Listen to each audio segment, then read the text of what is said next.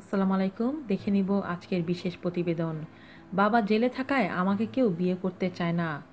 ঘটনাস্থল রাজধানীর শাহবাগ পুলিশ বক্সের সামনে। সময় বৃহস্পতিবার বেলা ৩টা। ১০ ট্রাক অস্ত্র মামলার ফাঁসির আসামি জাতীয় নিরাপত্তা গোয়েন্দা সংস্থার এনএসআই এর সাবেক মহাপরিচালক brigadier general of Mohammad Abdur রহিমের ছোট মেয়ে সামিরা হুমায়রা দাঁড়িয়ে আছেন। চারদিকে মানুষ তাকে ঘিরে রয়েছে। সবাই শুনছেন আর হুমায়রা বলেই যাচ্ছেন। তিনি বলেন, সরকার আমার বাবাকে মিথ্যা মামলায় ফাঁসির কাস্টে ঝুলানোর চেষ্টা করছে। আমার বাবা নির্দোষ। তিনি ১০ ট্রাক অস্ত্র গ্রেনেড হামলার সঙ্গে যুক্ত নন। এ বিষয়ে তিনি কিছু জানেন না, তবুও তাকে এই মামলায় জড়ানো হয়েছে। এ সময় শাহবাগ থানার এসআই মইনুল ইসলাম তাকে এই ধরনের কথা বলতে নিষেধ করছিলেন। এতে আরও ক্ষিপ্ত হয়ে ওঠেন হুমায়রা। উত্তেজিত কণ্ঠে তিনি বলতে থাকেন, সরকার আমার পরিবারের সম্মান ক্ষুণ্ণ করেছে। বাবা জেলে থাকায় আমাকে কেউ বিয়ে করতে চায় না।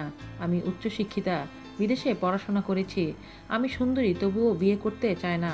সরকার আমার বাবাকে ফাঁসি দিয়ে আমাকে এতিম করতে চায়। আমি বাবার মুক্তি কামনা করছি।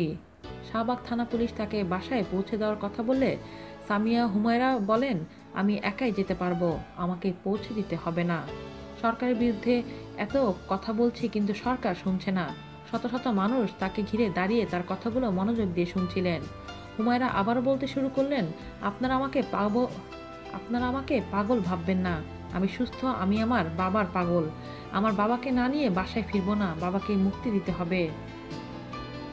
শাহবাগ থানার এসআই মইনুল ইসলাম বলেন, কি করব ভাই, বিপদে আছি। ওপরের নির্দেশ রয়েছে তাকে রাস্তা থেকে সরিয়ে দেওয়ার, তাকে বাসায় পৌঁছে দেওয়ার দায়িত্ব দেওয়া হয়েছে আমাকে। কিন্তু তিনি বড় একজন কর্মকর্তার মেয়ে, তাই কিছু বলতে পারছি না। হুমায়রা বুঝতেও চান না, শুধু সরকার বিরোধী কথাবার্তা বলেই চলেছেন। আজ এ পর্যন্তই। আল্লাহ হাফেজ।